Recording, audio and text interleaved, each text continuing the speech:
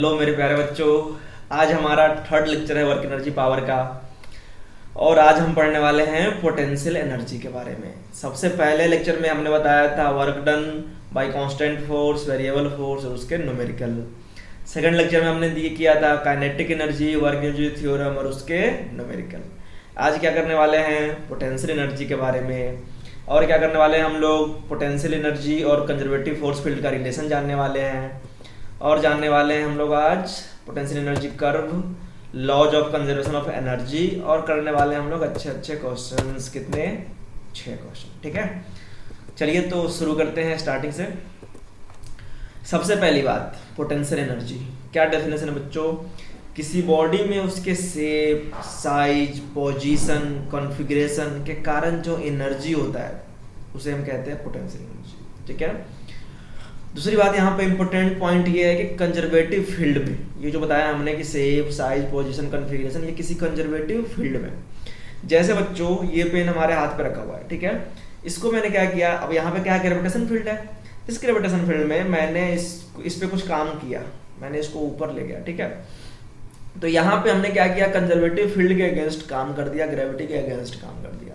तो अगर मैंने यहाँ से ऊपर इसको h हाइट ले गया तो इसमें जो एनर्जी हो गया बच्चों, पोटेंशियल एनर्जी, वो हुआ mgh। क्यों? क्योंकि हमने काम किया है mgh। मतलब अगर मैं आपको इसको बताना चाहूँ तो आप सपोज करो कि यहाँ पे हमारा m मास रखा हुआ था सरफेस पे, है ना। इस पॉइंट को मान लिया हमने 0 पोटेंशियल। अब यहाँ से आप ऊपर उठा के ले गए इसको h हाइट तक। कितने हाइट तक? h हाइट तक आप उठा के इसको ले गए, ठीक है। तो नीचे की तरफ क्या लगा होगा फोर्स, mg, तो उतना ही फोर्स आपने भी लगाया होगा। तो आपने जो काम किया होगा बच्चों, वो किया होगा force into displacement into angle कितना, 0 डिग्री। फोर्स लगाया होगा आपने mg के इक्वल, और h आपका डिस्प्लेसमेंट है, cos 0 1 होता है। तो आपने काम किया होगा mgh। तो यहाँ पे जो बच्चों एनर्जी स्टोर हो गया, पोटेंशियल एनर्जी ग्रेविटी के कारण, ठीक है, वो हो गया हमारा mgh। ऐसा समझ में? अच्छा, ऐसे ही बच्चों आप स्प्रिंग पोटेंशियल एनर्जी की बात करते हैं। स्प्रिंग पोटेंशियल एनर्जी, तो एक स्प्रिंग था हमारे पास, इसको हमने क्या किया, स्ट्रेच किया। क्या किया हमने? स्ट्रेच, ठीक है। तो थोड़ा सा एलोंगेट हुआ, ये मान लिया हमने dx से एलोंगेट हो गया। तो आपने काम कितना किया? आपने काम किया बच्चों इंटीग्रेशन ऑफ f dx, ठीक है। सपोज करो कि आपने इसको 0 से लेकर x तक एलोंगेट कर दिया, ठीक है। x हमारा यहाँ पे एलोंगेशन। तो यहाँ पे बच्चों F क्या लेंगे हम लोग स्प्रिंग के लिए, kx, है ना। बताया हुआ हमने कि स्प्रिंग फोर्स होता है हमारा kx। तो इंटीग्रेशन करोगे तो ये होगा हमारा kx² 0 से लेके x तक। अब अपर लिमिट लोअर लिमिट, यहाँ पे x इनिशियल से x फाइनल भी हो सकता है, या 0 to x भी हो सकता है, ठीक है। तो यहाँ से आएगा आपका कितना बच्चों, हाफ kx²। अब ध्यान समझना कि ये जो काम किया ये आपने काम किया, कितना, हाफ kx², ठीक है। अगर मैं वर्क डन बाय स्प्रिंग निकालूं, वर्क डन बाय स्प्रिंग, तो स्प्रिंग जो फोर्स लगाया आगे की तरफ, है ना, तो kx dx और एंगल कितना होगा हमारा cos 180, क्योंकि स्प्रिंग का फोर्स इधर की तरफ है और एक्सटर्नल फोर्स इधर की तरफ है। बताया था हमने स्प्रिंग वाले लेक्चर में कि अगर आप राइट की तरफ फोर्स लगाओगे तो स्प्रिंग लेफ्ट की तरफ लगाएगा। आप अगर लेफ्ट आपका कंप्रेस करोगे तो ये बाहर की तरफ फोर्स लगाएगा, आपके फोर्स को जस्ट अपोज करता है, ठीक है। तो हमारा W इक्वल टू कह सकते हो आप kx dx cos 180। तो यहाँ से बच्चों आएगा माइनस हाफ kx², ठीक है। ये क्या हो गया हमारा work done due to spring. तो आप कह सकते हो यहाँ से spring potential energy is minus half kx², ठीक है। मीन्स जितना काम करना पड़ता है उतना ही क्या होता है, पोटेंशियल एनर्जी, ठीक है। और एक बात और यहाँ पे समझ में आया कि potential energy is negative of work done, ठीक है। एक्सटर्नल फोर्स के द्वारा जो काम किया जाता है जस्ट उसका निगेटिव होता है हमारा पोटेंशियल एनर्जी, ठीक है। यहाँ पे बच्चों पोटेंशियल एनर्जी को हम माइनस mgh लेंगे, ठीक है, क्योंकि ग्रेविटी ने काम किया, नीचे की तरफ फोर्स लगाया है। प्लस या माइनस का होना हमने बताया था आपको, क्या बताता है बच्चों, सिर्फ बताता है कि वर्क किसके द्वारा किया गया है। यहाँ पे अगर माइनस mgh हो मतलब ग्रेविटी के द्वारा किया काम गया, और अगर प्लस mgh हो तो क्या गया, एक्सटर्नल फोर्स के द्वारा। तो हमने बताया आपको कि पोटेंशियल एनर्जी क्या कितना होता है, माइनस ऑफ w। तो यहाँ पे आप ग्रेविटेशन पोटेंशियल एनर्जी को माइनस mgh ले सकते हैं, ठीक है। ये पोटेंशियल एनर्जी क्या होता है, negative of work done. Correct है यहाँ तक? अच्छा, ऐसा ही बच्चों अगर आपसे पूछे दो तो समझा दिया हमने, एक तो ग्रेविटेशनल पोटेंशियल एनर्जी, ठीक है। अच्छा, दो मास है, सपोज करो ये m1 है m2 है, दो मास है r डिस्टेंस पे, तो इनके बीच जो ग्रेविटेशनल पोटेंशियल एनर्जी होता है बच्चों, वो आप ग्रेविटेशन चैप्टर में पढ़ोगे G m1 m2/r माइनस का साइन के साथ, ठीक है।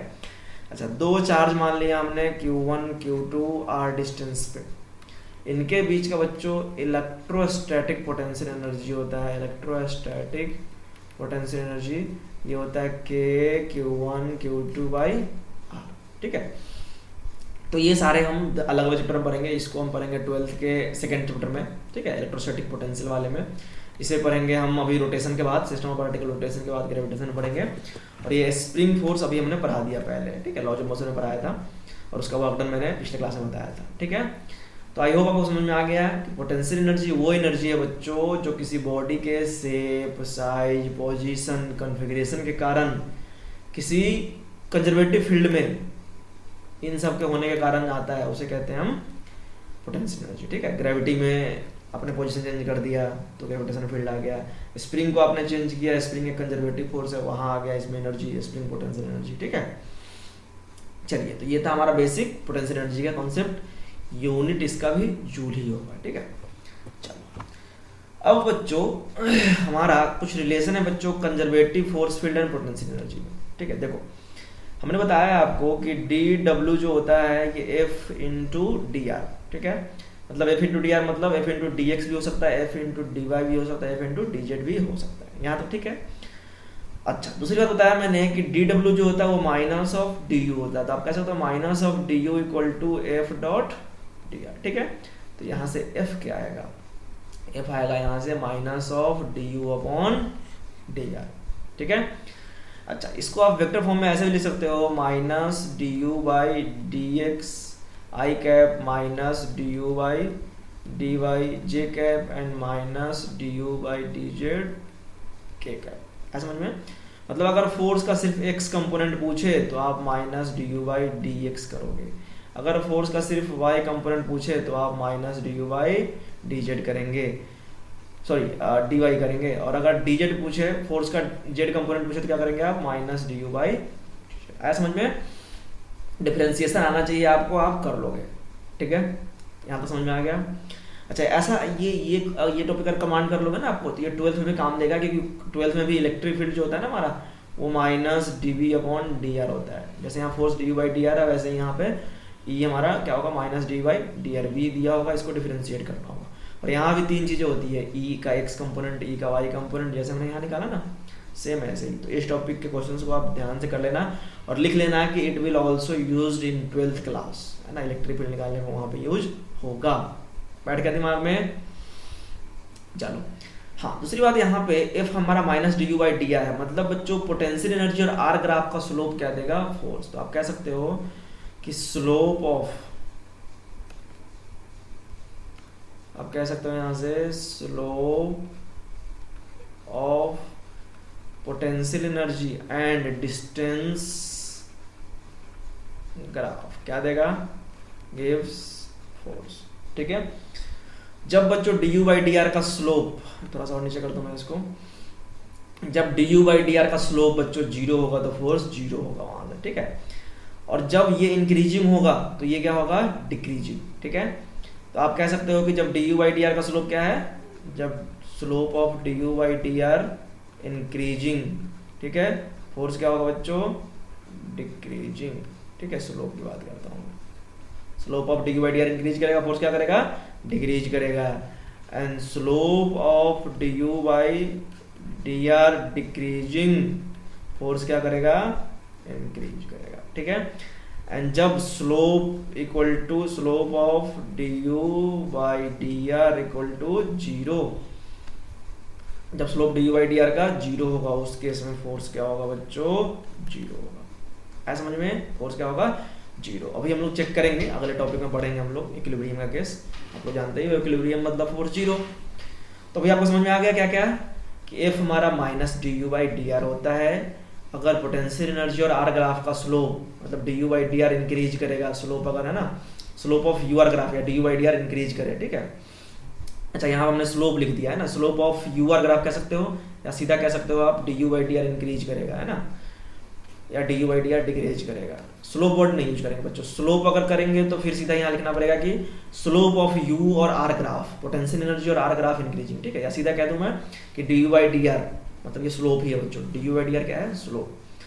स्लोप इंक्रीज कर रहा है, फोर्स डिक्रीज कर रहा है, स्लोप डिक्रीज कर रहा है, फोर्स इंक्रीज कर रहा है, स्लोप जीरो, फोर्स जीरो। ऐसा समझ गया ना, ठीक है। तो यहाँ से हमने ग्राफ भी लिया बच्चों पोटेंशियल एनर्जी आर का, और एक और हमने यहाँ पे नोट में लिखवाया है कि potential energy is positive if force field is repulsive in nature, ठीक है, and potential energy is negative if force is attractive in nature, ठीक है। इसको आप याद कर लीजिए। पोटेंशियल एनर्जी पॉजिटिव होगा तो फोर्स फील्ड क्या होगा हमारा? रिपल्सिव नेचर का होगा। अगर पोटेंशियल एनर्जी नेगेटिव है तो फोर्स हमारा क्या होगा? अट्रैक्टिव नेचर का होगा, ठीक है। आगे समझ में? चलो, अगला है बच्चों हमारा पोटेंशियल एनर्जी कर्व और इक्विलिब्रियम। तो ये बता दिया हमने, इसी का हम यूज करेंगे कर्व। चलिए, तो यहाँ पे कर्व में ड्रॉ करता हूँ एक, ऐसा हमने कर्व ड्रॉ कर दिया, ठीक है। ये पॉइंट ले लिया हमने ए, ठीक है, ये थोड़ा सा और कर्व्ड होगा,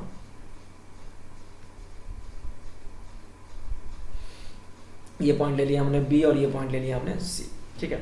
देखो बच्चों, स्लोप यू आर ग्राफ का यहाँ भी जीरो है, स्लोप यू आर ग्राफ का यहाँ भी जीरो और यहाँ भी जीरो है, ठीक है। तीनों पॉइंट पे यहाँ भी D u by d are क्या है हमारा?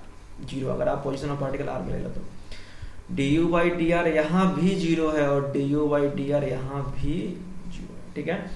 तो आपसे पूछा जाएगा कि इक्विलिब्रियम कौन सा पॉइंट है, स्टेबल कौन सा है, अनस्टेबल कौन सा है, न्यूट्रल कौन सा है, ठीक है। तो तुम दिमाग में बैठा लो कि एक बार डिफरेंशिएट करे इक्वल टू जीरो रख के वहां से फोर्स भी निकाल सकते हो, ठीक है। तो d u by d are करोगे आप, जीरो आ जाएगा, तो आप समझ लेना कि इक्विलिब्रियम है, ठीक है। अब ये वाला केस जो है बच्चों, ये स्टेबल इक्विलिब्रियम का है, ठीक है, क्योंकि यहाँ मान लो कोई बॉडी है, थोड़ा सा आप आगे लेके डिस्प्लेस करोगे फिर भी वापस यहीं आ जाएगा, थोड़ा सा डिस्प्लेस करोगे फिर भी वापस यहीं आ जाएगा, ठीक है। तो इस केस में क्या होता है? D square u upon d r square, ठीक है, ये होता है ग्रेटर देन जीरो, ठीक है। मतलब दो बार डिफरेंशिएट करोगे तो ग्रेटर देन जीरो आएगा, और एक बार करोगे तो इक्वल टू जीरो आएगा। थोड़ा सा इसमें डिफरेंशिएशन का कॉन्सेप्ट है। ये वाला जो पॉइंट है बच्चों, ये है अनस्टेबल इक्विलिब्रियम का। ये कौन सा पॉइंट है? अनस्टेबल इक्विलिब्रियम का। यहाँ पे D you bar D r zero होगा, लेकिन अगर आप D square u upon d r square करोगे तो लेस देन जीरो होगा, क्योंकि आगे अब ये डिक्रीज कर रहा है, ठीक है। और यहाँ पे D u by d are भी जीरो होगा और d square u upon d r square भी जीरो होगा। ऐसा समझ में क्या था कि यहाँ पे अगर कोई बॉल हो बच्चों, अगर आप उसको थोड़ा सा डिस्प्लेस कर दोगे वापस आ जाएगा, थोड़ा सा डिस्प्लेस कर दोगे फिर वापस आ जाएगा। इस इक्विलिब्रियम को स्टेबल इक्विलिब्रियम कहते हैं। यहाँ पे क्या है, कोई बॉडी है, थोड़ा सा भी आपने इक्विलिब्रियम डिस्टर्ब कर दिया, थोड़ा सा भी दायां डिस्प्लेस कर दिया, ये गिर जाएगा। थोड़ा सा भी आपने बायां डिस्प्लेस कर दिया, लेफ्ट डिस्प्लेस कर दिया, फिर भी ये गिर जाएगा। इसे कहते हैं हम अनस्टेबल इक्विलिब्रियम। क्या कहते हैं इसे? अनस्टेबल। और इसे कहते हैं हम लोग न्यूट्रल इक्विलिब्रियम, ठीक है। यहाँ पे थोड़ा सा आप करोगे तो यहाँ आ जाएगा, फिर भी यही रहेगा, है ना, कोई इसके इक्विलिब्रियम इसका डिस्टर्ब नहीं हो रहा है, तो इसे कहेंगे आप न्यूट्रल, ठीक है। तो आप यहाँ भी चाहो तो लिख लो कि स्टेबल इक्विलिब्रियम के लिए D u by d are, अगर ये ग्राफ u वर्सेस x है तो d u by d x होगा, अगर ये ग्राफ u वर्सेस y है तो ये d u by d y होगा, है ना। तो d u by d r zero और d square u upon d r square greater than zero, ठीक है। ये स्टेबल इक्विलिब्रियम का हो गया। अनस्टेबल के लिए हो गया d u by d r equal to zero and d square u upon d r square less than zero. और यहाँ पे हो गया बच्चों d u by d r equal to zero and d square u upon d r square भी zero, ठीक है। ये हो गया कॉन्सेप्ट हमारे तीनों इक्विलिब्रियम के। अब करेंगे हम law of conservation of energy, ठीक है। एकदम फंडामेंटल लॉ है ये, बचपन से पढ़ते आ रहे होगे आपके। Energy can neither be created nor destroyed, it only converted from one form to another. जैसे मैं बोल रहा हूँ तो मेरे अंदर जो खाना के डाइजेशन के कारण, फूड के डाइजेशन के कारण जो एनर्जी प्रोड्यूस हुआ है, इंटरनल एनर्जी, वो कन्वर्ट हो रहा है साउंड एनर्जी में। मैं यहाँ लैपटॉप चला रहा हूँ तो यहाँ पे स्क्रीन पे लाइट आ रहा है तो इलेक्ट्रिकल एनर्जी कन्वर्ट हो रहा है लाइट एनर्जी में। आप साइकिल चलाते हो तो आपकी मैकेनिकल एनर्जी कन्वर्ट होती है काइनेटिक एनर्जी में। आप क्या करते हो, धनुष को खींचते हो तो आपका पोटेंशियल एनर्जी कन्वर्ट हो जाता है काइनेटिक एनर्जी में। अगर मैं मान लूँ कि U हमारा पोटेंशियल एनर्जी है, ठीक है, और के हमारा काइनेटिक एनर्जी है। तो टोटल एनर्जी मान लिया हमने कि k प्लस यू, तो आप कह सकते हो k1 by u, k1 plus u1 equal to होगा k2 प्लस u2 के, ठीक है। मतलब जितना टोटल सम ऑफ एनर्जी होगा पहले kinetic energy plus potential energy, उतना बाद में भी होगा kinetic energy plus potential energy, ठीक है। यही कहता है बच्चों law of conservation of energy. आपको ऐसे समझ में नहीं आ रहा होगा, मैं प्रूफ करूंगा इसको। एक कंसिडर करते हैं free fall motion. Consider a free fall motion, ठीक है। एक फ्री फॉल मोशन ले लिया हमने, ठीक है। अब यहाँ पे एक m मास है बच्चों, h हाइट ऊपर, ठीक है। तो यहाँ पे इसके पास पोटेंशियल एनर्जी कितना है बच्चों, mgh है ना, और काइनेटिक एनर्जी क्या है हमारा 0, क्योंकि अभी ये रेस्ट पे है, ठीक है। तो टोटल एनर्जी कितना हो गया हमारा mgh हुआ, ठीक है। अब मान लिया कि यहाँ से ये कुछ x हाइट चल के आ चुका है, ठीक है। तो यहाँ पे बच्चों पोटेंशियल एनर्जी होगा इसका mgh माइनस एक्स, क्योंकि x चल के आ चुका है, तो अभी जो रिमेनिंग हाइट है हमारा ये h माइनस एक्स है, अर्थ के रिस्पेक्ट में बात कर रहा हूँ, ठीक है। जबकि काइनेटिक एनर्जी होता है हमारा हाफ m v स्क्वायर, और v स्क्वायर क्या होगा बच्चों, वेलोसिटी मैंने बताया था कि फ्री फॉल मोशन में पढ़ाया था कि अगर ये x डिस्टेंस चल के आ जाए तो इसका वेलोसिटी होता है √2gx, ठीक है ना। वेलोसिटी होता है, अगर h हाइट चल के आ जाए तो वेलोसिटी होता है √2gh, ठीक है। तो यहाँ से बच्चों काइनेटिक एनर्जी आ गया इसका हाफ m और v स्क्वायर हो गया हमारा 2gx, काट दिया 2 ने 2, तो ये mgx हो गया। अब अगर टोटल एनर्जी करोगे आप, यानी कि अगर आप ke को pe से ऐड करो, इसको अगर आप इससे ऐड करोगे तो यहाँ भी बच्चों आपको mgh ही आएगा, क्योंकि mgx है, यहाँ पे माइनस mgx है ना। इसको अगर सॉल्व करोगे तो mgh माइनस mgx, तो यहाँ से mgx से कट जाएगा, आएगा mgh ही, ठीक है। अच्छा, इस पॉइंट की बात करते हैं, मतलब ये पॉइंट हमारा A था, एट पॉइंट A, ठीक है। ये हमारा B पॉइंट था और ये हमारा C पॉइंट है। तो यहाँ पे पोटेंशियल एनर्जी हो गया बच्चों 0, काइनेटिक एनर्जी कितना हो गया, तो हाफ m और v स्क्वायर, कितना चल के आ चुका है ये h हाइट, तो यहाँ पर √2gh लोगे, ठीक है, और उसका स्क्वायर करोगे। तो यहाँ से देखो क्या आएगा हमारा 2gh हो जाएगा, 2 से 2 कटेगा, यहाँ से आएगा हमारा mgh। तो टोटल एनर्जी भी क्या हो गया हमारा 0 प्लस mgh, यानी कि mgh। मतलब मैं ये कहना चाह रहा हूँ कि यहाँ पे टोटल पोटेंशियल एनर्जी था, यहाँ पे कुछ पार्ट पोटेंशियल एनर्जी के पास आ गया, कुछ पार्ट काइनेटिक एनर्जी के पास आ गया, सम दोनों का अभी भी mgh ही है, ठीक है। जब यहाँ पे आ गया तो इसके पास पोटेंशियल एनर्जी 0 है, काइनेटिक एनर्जी mgh है ना, लेकिन टोटल एनर्जी अभी भी mgh ही है। किसी भी मोशन में, चाहे अपवर्ड प्रोजेक्शन हो, चाहे एक पेंडुलम का केस ले लो बच्चों, एक पेंडुलम ले लिया हमने, ठीक है। इस पेंडुलम में भी बच्चों मैं ऐसे जब मैं पढ़ाऊंगा टोटल एनर्जी जो होता है वो कंजर्व रहता है, ठीक है। यहाँ पे क्या है, सारा का सारा इसमें पोटेंशियल एनर्जी है, यहाँ पे भी सारा का सारा क्या है, पोटेंशियल एनर्जी है ना, यहाँ पे सारा का सारा क्या है, काइनेटिक एनर्जी, और बीच वाले पार्ट में दोनों होता है ke और प्लस pe, दोनों थोड़ा थोड़ा होता है बीच वाले पार्ट में, ठीक है। यहाँ पे आगे समझ में। तो कोई भी मोशन ले लो आप, सिंपल हार्मोनिक मोशन ले लो, फ्री फॉल ले लो, अपवर्ड प्रोजेक्शन ले लो, डाउनवर्ड प्रोजेक्शन ले लो, सब में टोटल एनर्जी कंजर्व रहता है। आया समझ में। Energy can neither be created not destroyed, it only transfer from one form to another. Correct है, एनर्जी कंजर्व रहता है, मान गए इस बात को। चलिए अब करते हैं बच्चों अच्छे अच्छे क्वेश्चन, ठीक है, आसान आसान से क्वेश्चन है।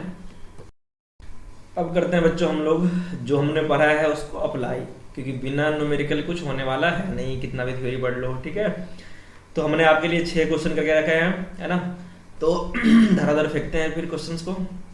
देखो सबसे पहला क्वेश्चन है कि एक रॉड है, मास m का, लेंथ l का, ठीक है। ये ले लिया हमने l लेंथ का रॉड, m इसका मास, ठीक है।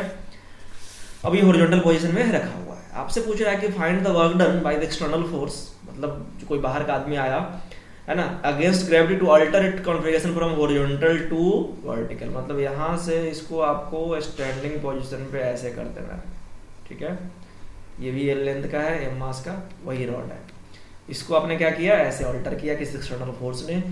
तो कितना वर्क करना पड़ा, है ना, फाइंड द वर्क डन, तो उतना ही काम करना पड़ा होगा जितना बच्चों चेंज इन एनर्जी हुआ होगा, ठीक है। तो कैसे करोगे, देखो पहले ये था हमारा रेफरेंस लेवल, ग्राउंड लेवल, ठीक है। अब ये ग्राउंड से इसका जो सेंटर ऑफ मास है बच्चों वो h/2 या l/2 हाइट पे आ गया, ठीक है।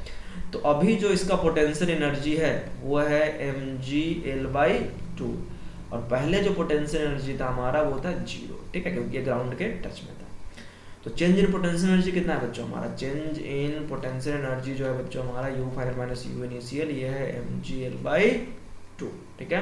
तो जितना पोटेंशियल एनर्जी में चेंज होगा उतना ही वर्क डन होगा, क्योंकि हमने बताया हुआ है ना, W वर्क डन जो होता है हमारा पोटेंशियल एनर्जी के इक्वल होता है, बस साइन माइनस लग जाता है, ठीक है। तो यहाँ पे जो आंसर होगा बच्चों हमारा mg/l/2, ठीक है। माइनस साइन होता तो भी होता, कोई दिक्कत नहीं है, माइनस मतलब बस कि निगेटिव हमारा होगा वर्क डन, जो हमने काम किया उसका निगेटिव पोटेंशियल एनर्जी होगा, ठीक है।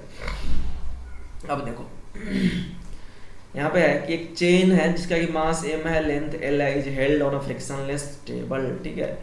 एक टेबल बना दूं मैं पहले, ये हो गया हमारा टेबल, और इस पे बनाना होगा बच्चों आपको एक चेन, उस चेन का n पार्ट हंग है, ये बना दिया हमने चेन, ठीक है।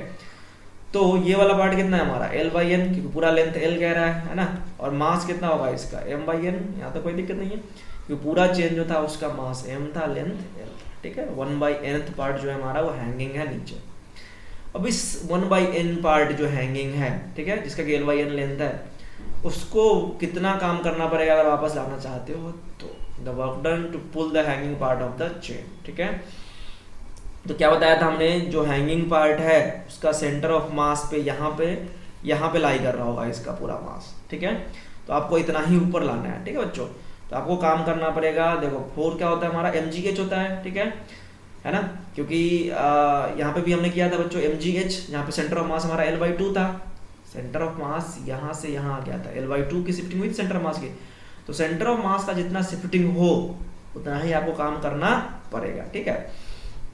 तो वर्क डन यहाँ पे क्या होगा हमारा mgh, तो m की जगह पे क्या लोगे आप, कैपिटल M/n g, और हाइट की जगह पे क्या लोगे आप l/2n, ठीक है, क्योंकि सेंटर ऑफ मास जो है वो l/n का आधा, l/n का हाफ करोगे तो क्या होगा l/2n, इस पे लाई कर रहा होगा।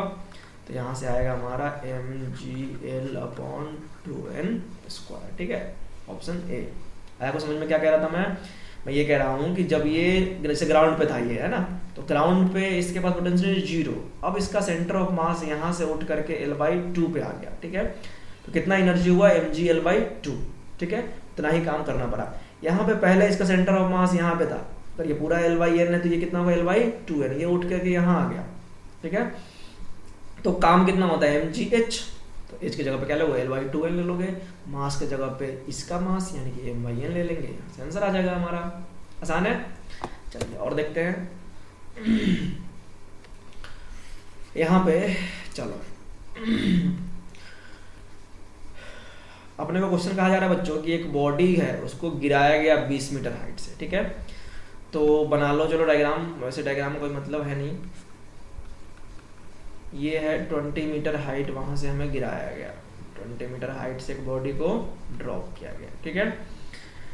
It after striking the surface, अच्छा इट नहीं होगा यहाँ पे, ये हमने लिखने में भूल गया, छोड़ना है, ठीक है। After striking the surface it rises to 5 metre, मतलब 20 मीटर से गिराया गया, वापस ये राइज हुआ है बच्चों कहाँ तक, 5 मीटर तक, है ना, 5 मीटर तक ये वापस राइज हुआ है, ठीक है।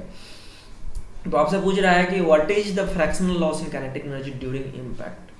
अब ये 20 मीटर से गिराया गया, सिर्फ उठा है 5 मीटर, ये मतलब कुछ ना कुछ लॉस हुआ है। तो आपसे पूछ रहा है fractional loss in kinetic energy, ठीक है, ड्यूरिंग द इम्पैक्ट।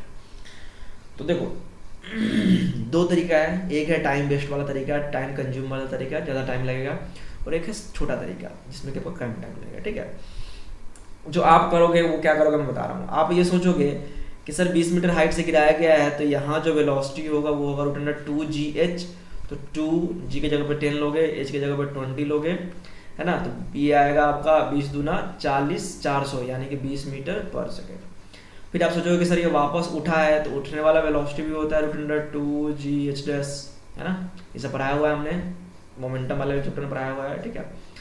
तो यहाँ रखोगे आप 2g के जगह पे 10 और हाइट की जगह पे 5, तो ये आएगा हमारा 10 मीटर पर सेकंड। ठीक है, तो आप सोचोगे कि सर आने वाला काइनेटिक एनर्जी हाफ mv² निकाल लेंगे, है ना, ये इनिशियल काइनेटिक एनर्जी हो गया, ये फाइनल काइनेटिक एनर्जी हो गया, और फ्रैक्शनल लॉस निकाल देंगे। ठीक है, तो ये भी एक तरीका है, लेकिन इसमें टाइम ज़्यादा लग रहा है। ठीक है, चलो वही बताता हूँ। तो आपने लिखाया फ्रैक्शनल लॉस, है ना, फ्रैक्शनल लॉस। ठीक है, तो आपने क्या किया, के फाइनल माइनस के इनिशियल अपॉन के इनिशियल इंटू 100।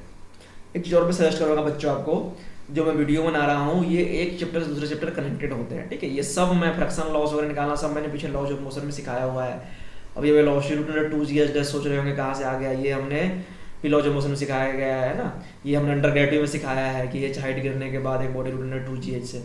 तो मैं आपको सजेस्ट करूंगा कि आप वीडियो को हमेशा शुरू वाले लेक्चर से, ठीक है, मोशन इन 1D से 2D से वेक्टर से देखना स्टार्ट करें। ठीक है, तभी आपको समझ में आएगा।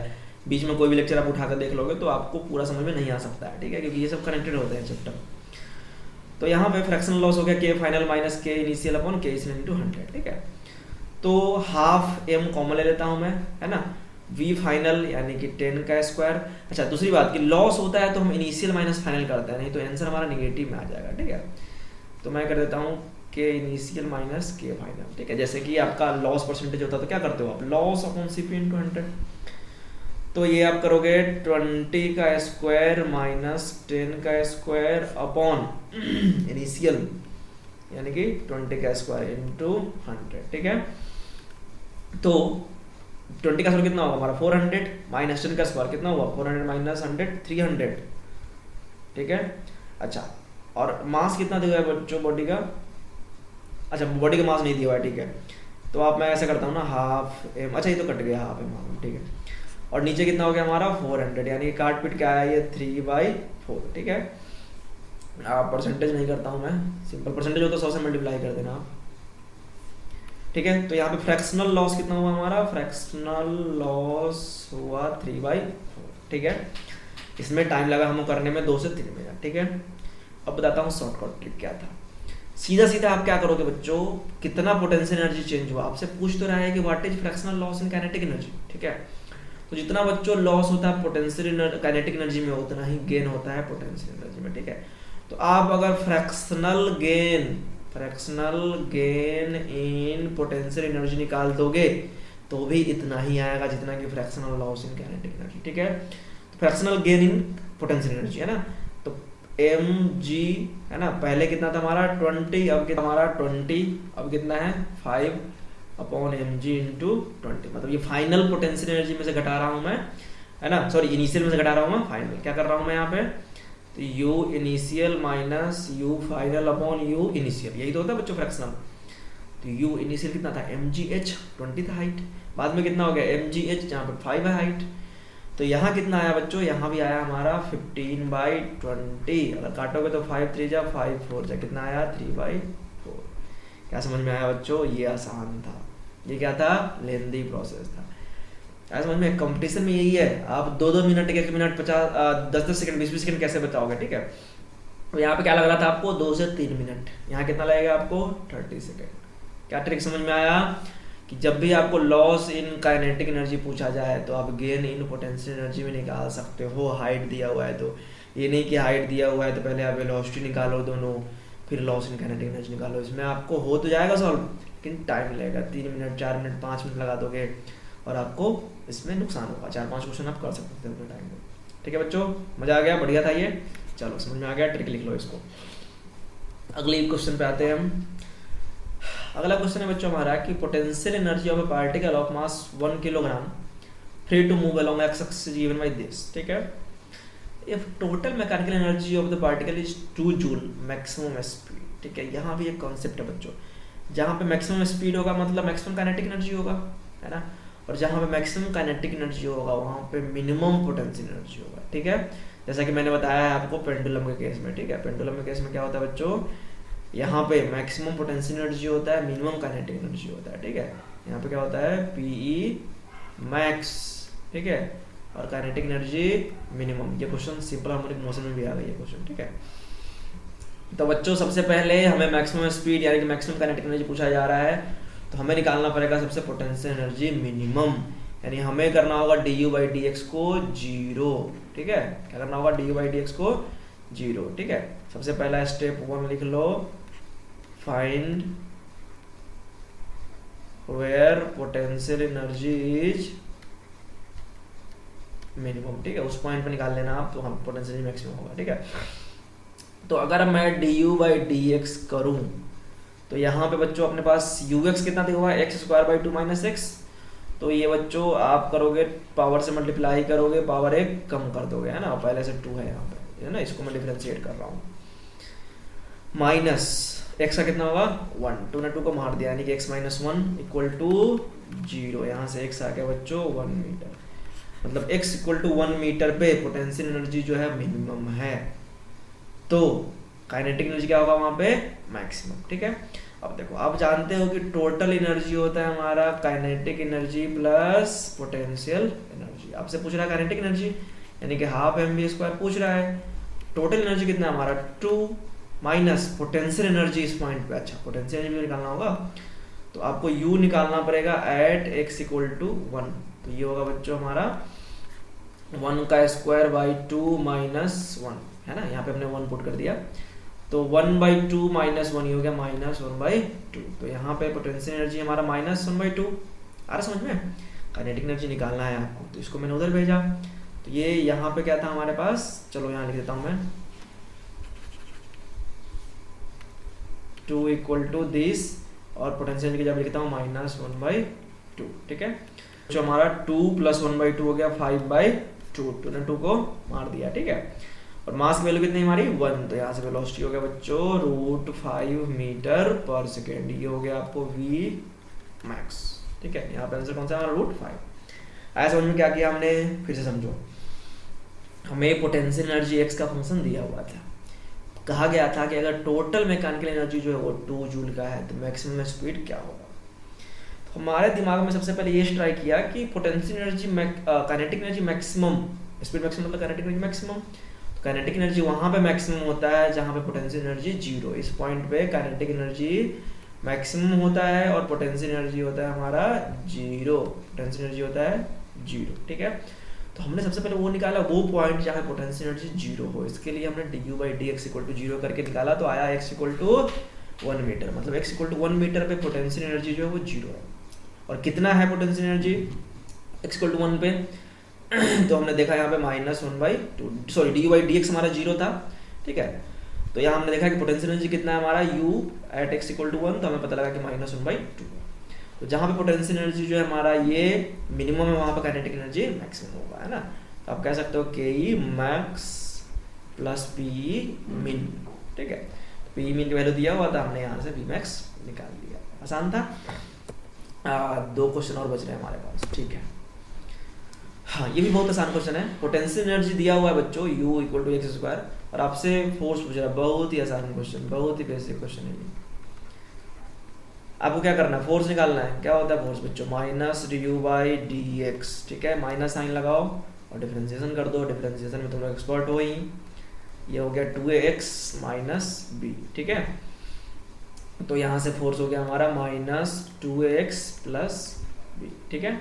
तो आपसे पूछ रहा है इक्विलिब्रियम पोजीशन, इक्विलिब्रियम पोजीशन वो होता है बच्चों जहाँ पे D u by d x 0 होता है, ठीक है, ये बी पार्ट में क्या करोगे आप, d u by d x equal to 0, तो आप कर दोगे minus 2ax plus b equal to 0, ठीक है, तो यहाँ से आपका आएगा b इक्वल टू 2ax, उधर ले गया मैं, और x इक्वल टू आया b बाई 2, ये है बच्चों आपका इक्विलिब्रियम पोजीशन, ठीक है। और पूछ रहा है आपसे पोटेंशियल एनर्जी इक्विलिब्रियम पे क्या होगा, ठीक है, इक्विलिब्रियम कितने पे है, x equal to b by 2a पे है, तो यहाँ पे u निकालना है आपको कहाँ पे, x equal to b by 2a पे, ये आपसे पूछ रहा है पोटेंशियल एनर्जी आप बताइए जहाँ पे इक्विलिब्रियम है ना, तो ये होगा बच्चों a x स्क्वायर यानी कि b बाई 2a का whole square minus b into b by 2a, तो ये हो जाएगा हमारा ab square by 4a square minus b square by 2, इसको आप सॉल्व कर लेना, यहाँ से आपका आंसर आ जाएगा इसका, ठीक है। चलिए लास्ट क्वेश्चन देखते हैं हम लोग। ये जो क्वेश्चन बच्चों काफ़ी इंपॉर्टेंट है और कई सारे बुक में ऐसा कोई बुक नहीं है जिसमें ये क्वेश्चन आपको नहीं मिले, ठीक है, इसलिए मुझे इंक्लूड करना पड़ा ये क्वेश्चन, ठीक है, और इसमें डिफरेंशिएशन का तगड़ा वाला यूज है, मतलब बायो वाले बच्चों को हो सकता है कि ये टफ लगे, है ना, काफ़ी डिफ्रेंसिएशन है, बढ़िया डिफ्रेंसिएशन है इसमें, ठीक है। तो देखो करके दिखाता हूँ मैं आपको। कहा जा रहा है बच्चों, ये थोड़ा सा बस ऐसे ही लेंदी वर्ड प्रॉब्लम है कि force between the atom of diatomic molecule has its origin in the interaction between electron and nuclei present in the atom, ठीक है। ये सब ऐसी बातें हैं। बस मेन बात ये पे ये है कि आपको पोटेंशियल एनर्जी आर का जो फंक्शन है ये दिया हुआ है, मतलब पोटेंशियल एनर्जी का आर के साथ जो वेरिएशन है वो दिया हुआ है, ठीक है। और आपसे इक्विलिब्रियम सेपरेशन पूछ रहा है बिटवीन द एटम, मतलब d u by d are को जीरो करके वहां से आर निकालो, है ना। क्या करोगे, step 1 find D u by d are, ये निकालोगे आप, है ना। एंड इसको आप किसके इक्वल रखोगे, जीरो के, ठीक है। D u by equal to, है ना, या right d u by d r equal to zero and equate r equal to what, बस यही है और कुछ नहीं है। अब आपको डिफरेंशिएशन देख के डर लग रहा होगा, लेकिन बहुत आसान डिफरेंशिएशन है। देखो D u by d are किया मैंने। सबसे पहले तो आपको u को थोड़ा सा आपको डर न लगे इसलिए मैं अच्छी तरीके से लिख ले रहा हूँ, ठीक है। तो आप यू आर को ऐसे लिख सकते हो, यू नॉट, इसको लिख सकते हो बच्चों आप a का पावर 12 r का पावर -12, कोई दिक्कत नहीं ना। इसे आप लिख सकते हो a का पावर 6 r का पावर -6, यहाँ तक ठीक है, ऐसा लिख सकता हूँ मैं, बिल्कुल। तो ऐसा करेक्शन कर लो इसको, यहाँ ऐसा मैं लिख सकता हूँ। अब करने में आसानी होगी differentiation, D u by d are. देखो यू नॉट ऐसे ही रह गया, A12 क्या है, कांस्टेंट है, लिखा हुआ कहीं पे एन, ये अच्छा यहाँ पे लिखा होता है बच्चों कि ये कांस्टेंट होता है इसमें, तो पावर से मल्टीप्लाई करो, पावर एक कम कर दो, ठीक है। सही किया हमने। अच्छा माइनस, यहाँ पे बच्चों ये जब आएगा तो प्लस हो जाएगा हमारा, है ना। पावर से मल्टीप्लाई किया हमने, पावर एक कम कर दिया, मतलब ये माइनस वाला पावर आया था यहाँ पे, है ना, 6r के पावर 7, सही है। अब ये सब कहानी खत्म हो जाएगा जब जीरो रख दोगे आप यहाँ पे। तो डी बाई डी आर क्या रखना है, जीरो, है ना। तो ये u के नीचे चला गया, जीरो हो गया। तो इसको मैं कह सकता हूँ बच्चों -12 a का पावर 12 अपॉन r का power 13 plus 6a6 upon r का पावर 7। क्या किया मैंने, 6a6 को एक साथ ले लिया क्योंकि कांस्टेंट है, r का पावर -7 था, नीचे भेज दिया। -12 था ये a का पावर 12 और नीचे ने मैंने r का पावर 13 कर दिया। अब जीरो है तो हमने इसको उधर भेज दूंगा मैं, तो यहाँ से होगा बच्चों हमारा 6a6 r का power 7 equal to 12a12 upon r के पावर 13, करेक्ट है ये, कोई दिक्कत नहीं। अब क्या निकालना है आपको बच्चों, यहाँ से सेपरेशन इक्विलिब्रियम मतलब r की वैल्यू निकालनी है, ठीक है। तो देखो ये 7 है, काटेगा 6 टाइम कट जाएगा इसका, ठीक है। ये 6 से कटेगा, ये 2 टाइम्स कट जाएगा, ये a कटेगा हमारा 6 टाइम, इधर कुछ भी नहीं बचा, 1 बचा ये, ठीक है। तो आप 1 इक्वल टू कह सकते हो 2a का पावर 6 अपॉन r का पावर 6, ठीक है। मतलब आप कह सकते हो r का पावर 6 इक्वल टू 2a का पावर 6, ठीक है। लेंदी लग रहा बहुत कैलकुलेशन, नहीं बच्चों लेंदी नहीं है, थोड़ा सा बस कर लो, 2-4 बार करके देखो, प्रैक्टिस हो जाएगा। तो यहाँ से बच्चों हमें r निकालना है, तो अब क्या करोगे, ये 6 को इधर भेजोगे बच्चों, तो a कब 6 जो खत्म हो जाएगा, तो ये होगा 2 का पावर 1/6 इंटू a, जो कि ऑप्शन है हमारे पास C, ठीक है। तो थोड़ा सा क्वेश्चन में डिफरेंशिएशन था, वो भी नहीं था बच्चों, ज़्यादा कुछ नहीं था। आपको क्या करना था, a का पावर 12 तो है ही, r ऊपर गया तो r का पावर -1 होता है, तो हमने यहाँ पर -12 ले लिया। यहाँ पे a का पावर 6 था ही, r ऊपर गया तो -6 हो गया। उसके बाद जब हमने डिफरेंशिएशन किया तो ये कांस्टेंट टर्म को ऐसे रहने दिया, यहाँ पे क्या किया हमने, पावर से मल्टीप्लाई करके पावर एक कम कर दिया।